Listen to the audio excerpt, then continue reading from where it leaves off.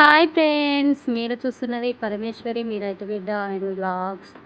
ఈరోజైతే నారు పోసే కాడ నుంచి నాటు ఎలా వేస్తారో మొత్తం ఫుల్ వీడియో పెడుతున్నా. ఫస్ట్ టైం చూసేవాళ్ళు సబ్స్క్రైబ్ చేసుకోండి, లైక్ చేయండి, నా వీడియోస్ని అయితే ఫాలో కాండి, ఓకేనా.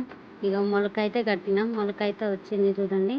మొలకనైతే మొత్తం ఈ విధంగానైతే మంచిగా ఇప్పుకోవాలి. బస్తాలల్లో నానేసి వడ్లు 2 రోజులు ఒక్కరోజు నానేసి మళ్ళీ తీసి బయట పెట్టుకొని రోజు నీళ్ళు పోసుకొని మొలకైతే కట్టుకొని నారు పోసుకోవాలన్నమాట. నారు పోసుకున్న తర్వాత నారు ఎన్ని రోజులకు వస్తుంది అంటే 23 రోజులకి మనకు నాటు వేసుకోవచ్చు.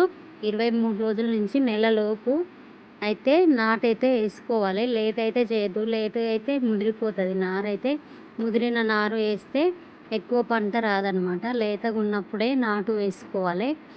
ఇక అందుకనైతే గుంపు వాళ్ళు అయ్యి ఒక్కసారే వేస్తారనమాట. నాటు ఒక్కరు చేసే పని కాదు, 10 మంది ఉంటేనే ఈ నాటు పని అయితే అవుతుంది. ఇక నేనైతే నారుకి ఈ విధంగానైతే లుంగలు కట్టుకోవాలి చూడండి ఒకసారి. ఎందుకంటే లుంగలు కట్టుకుంటే ఇప్పుకోకుండా మంచిగా నాటేసుకోవడానికి వీలుగా ఉంటుందన్నమాట. నేనైతే ఇక మా పొలంలోనైతే నారు వీకుతున్నాను చూడండి. నారు వీకేటప్పుడు మంచిగా పల్లె పాటలు చెప్పుకుంటూ, ఎందుకంటే నారు వీకేటప్పుడు అంత అల్పిరి ఉరుకుడు ఉండదు కాబట్టి మంచిగా చక్కగా పాటలు పాడుకుంటూ మేమైతే నారు వీకుతాం. ఈ విధంగానైతే అందరం కలిసి ఇక మిర్రలు పొలం దున్నిచ్చి పెట్టుకుంటాము. గొర్రు కొట్టిన తర్వాత మిర్రలు ఉంటే ఈ విధంగానైతే అంతా లేవల్ చేసుకోవాలి. ఎందుకంటే ఎండాకాలం కదా ఇప్పుడు వచ్చేది, ఎండాకాలం నీళ్ళు ఎక్కువ ఉండవు. ఈ మిర్రలు ఉంటే మిర్రలకు నీళ్ళు ఎక్కవు పొలంలో. ఈ మిర్రలు అయితే మొత్తం నేర్పుకోవాలన్నమాట.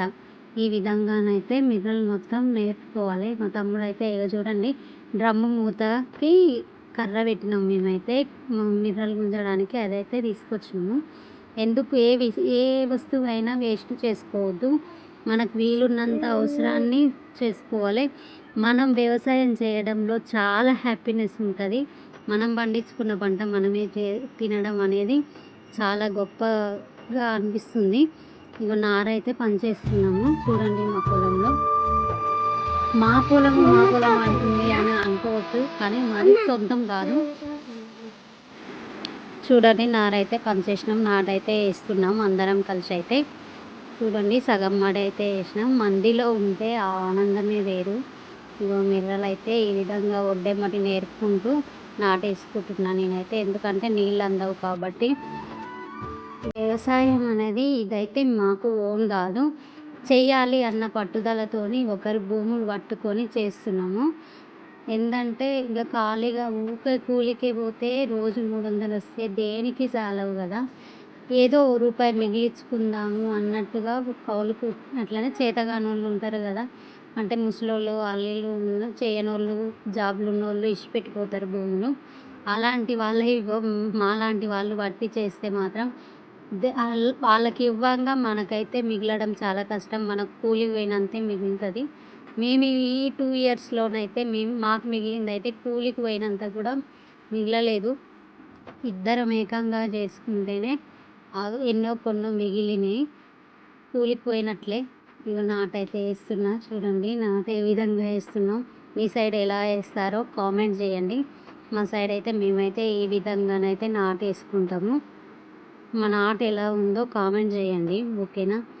మునుముకు వెళ్ళాలి, వెళ్ళకుంటే మేస్త్రీలు అయితే తిడతారు.